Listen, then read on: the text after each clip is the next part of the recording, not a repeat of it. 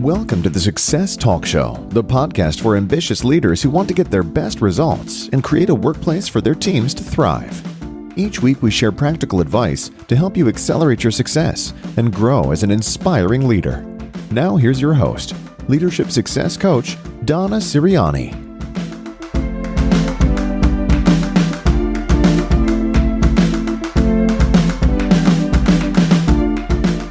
Welcome to another episode of the Success Talk Show. This is Donna Siriani, Leadership Success Coach and founder of Success Compass Academy. Now, this is the third episode in a 4-part series on personal branding, specifically how to leverage your personal brand to achieve your goals.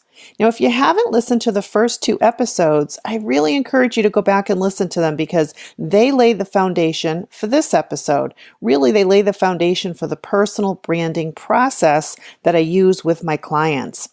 Now, the other thing I want to offer you before I get started with this episode is a free download. It's a PDF guide that you can find on my homepage. You can simply go to donnasiriani.com. And on the homepage, you'll find the personal branding framework. You can download that, and it's got a 5-step process in it that I follow, whether it's private coaching or my coaching group program.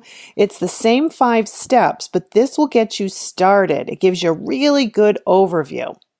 Now, as you listen to this podcast, if you'd like to go deeper by having support from me personally, and it could be support in clarifying and acting on your personal brand, looking at the best ways to achieve your goals. So one option, if you'd like to work together, is take a look at the coaching program. You can go to the site myownsuccesscompass.com, and that specific URL will point you to what that online program looks like. Or you could reach out to me, in an email message at donna.siriani@gmail.com. I would love to support you in whatever your goals are, whether it's your career, advance as a leader, and looking at how leveraging your personal brand can really help you achieve your top goals. So, it's really a question of whether you prefer going at your own pace or you want more of a customized personal approach. But in any case, I wanted to offer that to you. So as you listen to this podcast series, if you feel like you really want to go deeper and you need some help to get started, I'd love to hear from you.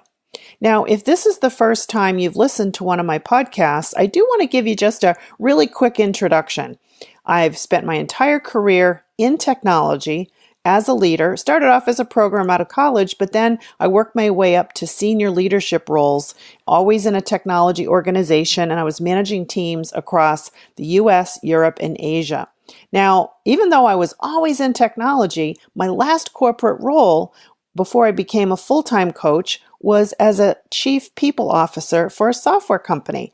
And as much as I love championing a fantastic company culture, winning a Best Place to Work award, I was really drawn to leave my corporate role behind to become a full-time coach and consultant. So now, with those hats on, I help leaders in technology accelerate growth, both for themselves personally and for their organizations, while creating a workplace for their teams to thrive.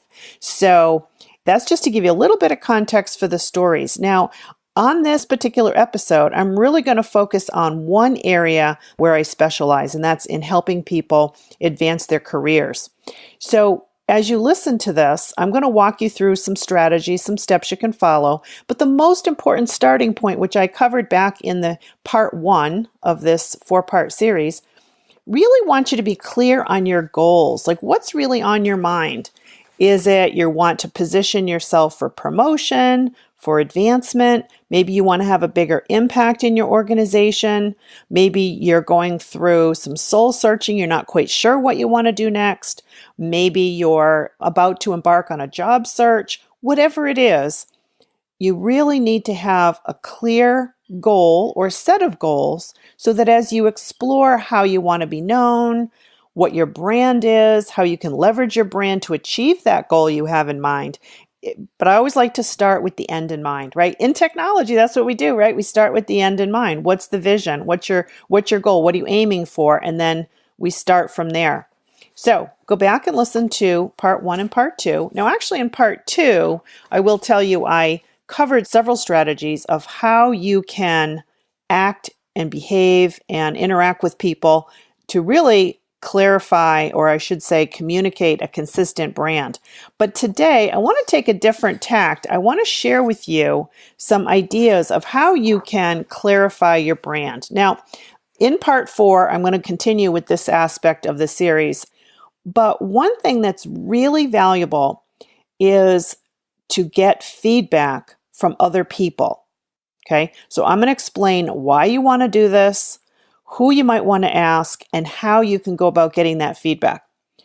Now, the reason for doing it is that when you sit down and think about how you want to be seen, how you want to be known, you want people to have that clear sense of what you bring to the table. When you're thinking about that, it's really important that, first of all, it's authentic, it's genuine, it's consistent, it's sincere, it really reflects what you really do bring to the table, right? You want to make sure that you don't have blind spots. So if I think that I'm going to be a technical visionary and I'm going to be the architect for our company's latest products, but if that's not really where I add the most value, then I may be aspirational, that may be something I want to strive for, but there may be a disconnect between what I'm really striving for and what my skills, strengths, talents, gifts, values, passions, there may be a disconnect, right? Now, what I have found, to be honest with you, is that most people, where they have a blind spot, and I've worked with hundreds and hundreds of people on this process, so the blind spot isn't usually that big of a disconnect. It's usually more subtle in that they tend to overlook what they're really good at, and they take it for granted because it comes so naturally to them. They don't even acknowledge it as a strength. They just skip over it and go right to a particular, skill or knowledge or competency. So the reason why you want to get feedback from other people is you want to, number one, uncover those blind spots. Now, I'll just tell you a couple of stories on this. One is I had a client who was a senior director in a technology organization, but he was really training the sales team on the technology. His team, they were really equipping, enabling the sales team, right? But it was a heavy focus on the technology that the company put in the hands of clients. And he was a little reluctant to go through this exercise. He was a client of mine. I convinced him that this was going to be invaluable to his journey and clarifying how he wanted to be seen at this new company that he was working for. And the first thing he said when he saw his feedback was, "This is surprisingly delightful." So he was convinced because it really reinforced aspects of his performance, his style, what he contributed. It really emphasized things that he maybe thought but didn't realize other people saw them. It was a real boost to his confidence and his clarity and his decisions on where he was going to put his energy in his new position. And this is a fairly senior guy, but most of us, we get a little shy about feedback. So anyway, number one is you want to really determine if you have a blind spot. Now, I'll just give you a second example. I had a client who, again, in technology, as a leader, had a small team, and she wanted to increase her impact in the organization as a leader. The feedback was fantastic. People acknowledged, what she was good at, but the disconnect was she saw herself as a leader. Others saw her as a doer. And when we really examined her behavior and what she brought to the table, how she interacted with people on a day-to-day basis, in meetings, and so on, was she wasn't delegating enough. And when she was talking to people who were peers, colleagues, clients, her boss, she was always focused on action, her rolling up her sleeves and doing it herself in the tactical details. So naturally, people saw her as someone who primarily rolls up her sleeves and takes it on and gets it done. They weren't seeing her as a leader. That doesn't mean she wasn't a leader, but that's not, you decide which foot do you put forward first. Hers was the doer. So by why this exercise can be really helpful for you is that it can help you to see is there consistency or congruency between how you want to be seen and how you are seen? Now, once you get that feedback and you figure it out, there may be just some slight modifications of maybe there's something, a behavior you have, a habit that you want to modify. In some cases, it's pretty easy. In the case of if you find yourself not delegating enough, maybe that's, going to take you a little bit more, there's some muscles there you have to strengthen. But the first step is uncovering what those blind spots are. Now, the other benefit of seeking input from others on what they most appreciate about you, which helps formulate your personal brand or reinforce it, is it can help you to see what you should do more of. Like if everybody comes to you because you are able to solve complex problems, you're able to see that creative solution that nobody else in the room can see, that's a clue that that's something, if you do more of that, you're simply amplifying your brand. That's what you're known for. You can amplify it, do more of it. So it may result in you getting the clarity of how you can take on more assignments, more responsibility for that which people most appreciate. So I'll give you an example from my own career. I have always, I shouldn't say always, but I have been most often appreciated for how I can pull a team together, inspire them with the vision, take action, and achieve an ambitious goal. It wasn't that I was technically the smartest person in the room as far as our technology, but when it came to the people skills, the leadership, sharing the vision, communicating, knowing how to really get the team inspired, motivated, and really develop a high performance team, I loved doing it. I was good at it. And so I'd get tapped for those new assignments or required bringing a group of people together and to achieve an ambitious goal. So once you get clarity on where you provide the greatest contribution, the greatest value, that gives you clarity on which kinds of responsibilities or assignments you should do more of, right? Those are clues. Now, another way that getting feedback from other people can help you is it actually is a great confidence booster.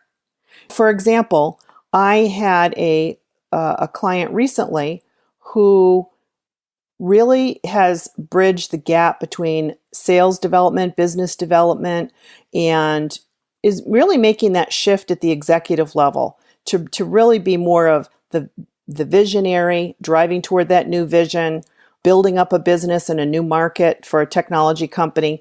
And what was just wonderfully validating is that when he got his feedback, it was spot on exactly what he had hoped in a big way. People saw him as able to bring people together to achieve a big goal, that he was absolutely one of the top 3 characteristics. He's a driver, he's a visionary, an entrepreneur, right? Being able to pull people together to achieve that goal for the company.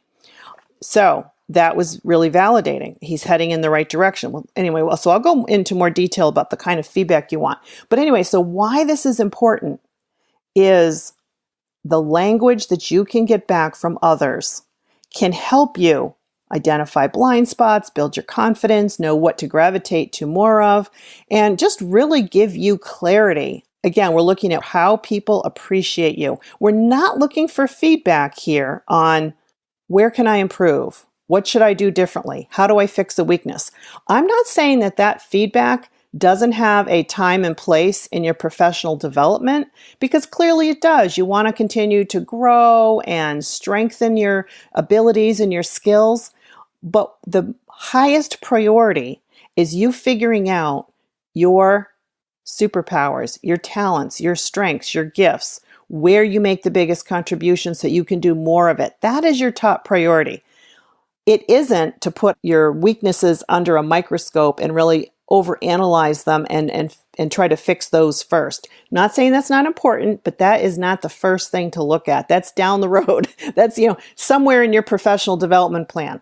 My preference for you is to think about the goal that you have on your mind. It could be a promotion, advancement, new role, increase your impact, increase your visibility. Start with where you already are good, you're an expert, there's your talents and what people already most appreciate. When you leverage those aspects of yourself and what makes you unique, that's where you're going to be able to accelerate your progress towards your goals and move faster than if you get fixated on your weaknesses. So trust me on that. And there's we can talk more about that on another episode. I do have an episode out there on, well, so what do you do about your weaknesses? Well, that's a whole nother conversation. So we don't want to ignore them altogether, but that's another podcast episode. So the next thing, we've talked about why you want to do this. Now, let's look at who you want to ask for feedback. The criteria is simply who knows you well enough to give you feedback on what they most appreciate about you. This could be your family, your life partner, husband, wife, girlfriend, boyfriend, whoever it is. These are family, people that you have as your closest relationships. Mother, father, children, whoever, your family. Ask them. Ask your friends, the people who've known you, who you really feel like they know you well. And you don't have to necessarily only ask people who you agree with. That's not important. It's that you value their input and feedback. And it could be your current boss, your former manager, former bosses, colleagues, people who've been peers to you in the past or currently, people who've worked for you. These could be people who work for you right now or people who've worked for you at other companies or in past organizations. And these could be clients, past, present, and, well, you don't know your future clients, but, past clients or current clients. Now, when I did my own 360 feedback on my personal brand, I asked people from all of these categories. This is best practice. And here's why you want to have such a wide audience. Because your personal brand is your personality, your skill set. There's so many dimensions of who you are. So you really want to make sure you get a well-rounded set of feedback. And again, the question is, what do these people most appreciate about you? And how do they see you? And what do they see as your top strengths? So that step is just make a list of people you'd want to ask. Okay? Now, I will tell you at this point that when I take people through this process, whether it's through private coaching or through my group program, I use a customized personal branding survey tool created by somebody who really was a pioneer in the personal branding industry. And so we use a very professional personal branding survey tool. And these are the categories of people that you can send a survey link to. So when I'm working with my clients, they actually use a tool, they do a self-assessment, they send the link out to as many people as they want. It could be anywhere from, 20 to 80 people. You could send it out to tons of people. You send out the link, and the people who are asked for feedback, the beauty of using a tool like that is it's anonymous and it's confidential, so that people can feel free to be as candid and honest as possible. Now, when you get the feedback, you don't know who said what. And also, there's a possibility of 64 different attributes, but you get back in a ranked order, what are the top 10? So when people are selecting what they most appreciate about you, maybe number 1 is visionary. Number 2 is you're a comedian. Number 3, you're a competitor, right? You'll see the 10. There's 64 possible attributes, and you get them back in rank order of the top 10, which is enormously valuable. So anyway, there's other ways to get the feedback, but I just wanted to mention that when I work with people one-on-one or in a group, we use a specific tool. But anyway, let me move on. So you're going to have your reason for why you're doing this. You're going to select who you're going to ask for feedback. Now let's talk about several different ways that you can do this on your own. So now we'll talk about the how. Now, there's 5 or 6 different ways that you can do this. One is, depending on who it is and how much access you have to them, you can ask folks directly in a conversation. So I'd like to talk to you, let's set up time. I'd like to ask you some questions. Here's 3 questions I want to ask you. What do you most appreciate about what I have to offer, what I contribute? most appreciate about me? You can leave it open-ended. How do you see my personal brand? What do you think I'm known for? If you were to come to me for help, what would that be? What would that be for? What do you think I'm known for? You can just have some 2 or 3 very general open questions and let them share with you how they see you. They may say, I see you as somebody who is passionate about what you do. You're an expert. Actually, I'll tell you one of my other clients. She is a neural engineer. So she's in a highly scientific field as an engineer working in technology on some very, very advanced, innovative technology. And when she got her feedback, people were commenting, again, we use the tool, that she is an expert. She is a truth teller. So she's not beating around the bush. She's giving precise, accurate details. She is precise. She's confident. She's a self-starter, right? So that feedback was extremely valuable to her. How do people see her? It really correlates to the type of role she has. All the different comments really helped her to see how she can grow. And her goal is to increase her contribution within the industry, within her field, and within her company. So all of the comments and feedback help her to see things that she might have taken for granted. Okay. So you can ask directly in a conversation. You can ask in an email. Put 3 or 4 questions together. I advise keeping it short. Send it to a prior boss, a peer, an employee. Hey, I'd like your feedback. What are the top 3 things you most appreciate about our work together and where I made a contribution? Could even be just that one question. So asking in an email. Now, the challenge when there's no anonymity is that somebody may respond very quickly, depending on how much thought they put into that. It might be a little challenging for them to answer an open-ended question. It depends on their personality and how much they like to write or communicate through email. Sometimes it's easier for people to speak, to just say it than to write it out. But asking in an email, you would know who you're sending it to. You got to know your audience. And what's the likelihood that, you feel comfortable they're going to respond and they're going to understand that, hey, this is a friendly, I personally, I'm sure for myself, there are many, many colleagues I've had from the past. I wouldn't hesitate to send them an email. I'm sure, based on your prior relationship, who's likely to respond and who you have to chase, right? So, but that is one avenue. Now, another thing you can do is you can use a free survey tool like SurveyMonkey. Put 2 or 3 questions into SurveyMonkey, send them a link, right? And you can send it to as many people as you want. And you can say, this is an anonymous survey. I can't tell who said what. I'm sending it to 40 people. I won't know who said what. So I certainly appreciate your being open and candid with me, right? So you could use something like SurveyMonkey. Another thing you can do is you can look at past performance reviews. Now, this is particularly helpful when those reviews are a compilation of your boss, colleagues, employees, other people in the organization. So most organizations, the performance review has a section with a collection of input from at least 5 to 6 other people. That can be valuable because you can look for clues in there as to what did people most appreciate about your contribution. Now, the only downside to reviews, if that's what you look at, is that they're usually commenting on specific performance on a specific project or just for the last 12 months, as opposed to you in general as a person.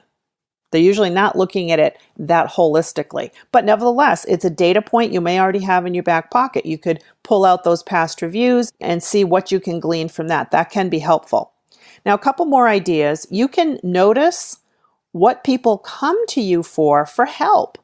Now, I had a clue myself years ago as people were always coming to me asking for advice on their career, positioning themselves for more responsibility, bigger impact, going after a new role, positioning themselves for promotion. They wanted career advice and they wanted feedback and advice on their leadership skills. Maybe they were handling a strenuous or challenging situation and they wanted my feedback on some leadership topics. Now, what I love about that is those were clues for me because that ended up becoming something that I have focused a lot of my time and attention on in these last several years. Since I left a corporate role, that was a big part of shaping where I've directed my business.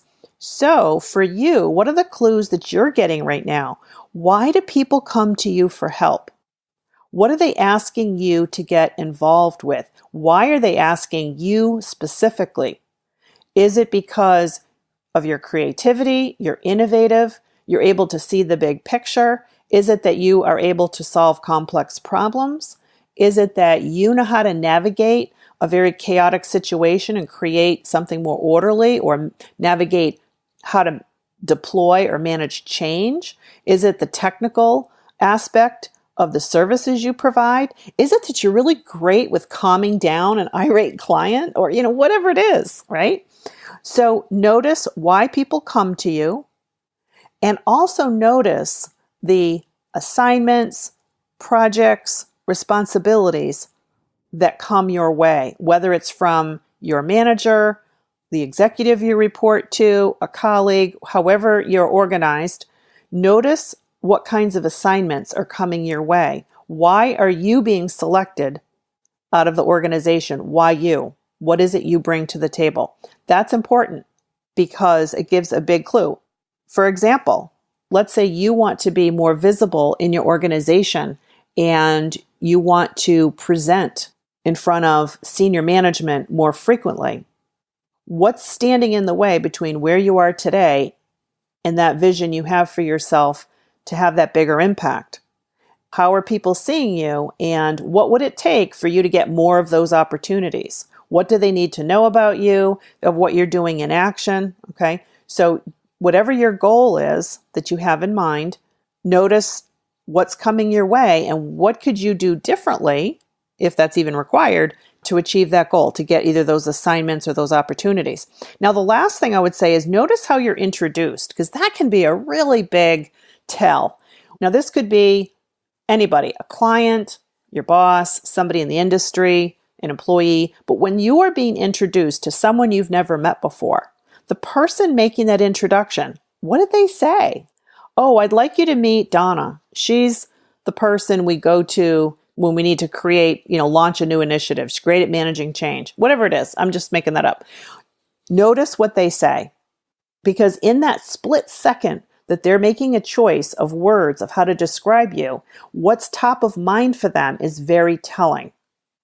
How did they position you? So just notice that as you go forward and make a note. So here were 5 or 6 different ways that you can get feedback from other people on where you make your biggest contribution. All these things we've been talking about in this episode all make up your personal brand. Because basically, what is your personal brand? It's your reputation, and it's what you're known for, which is your personality, what you're good at, what you contribute, how you're different from others, and so on, right?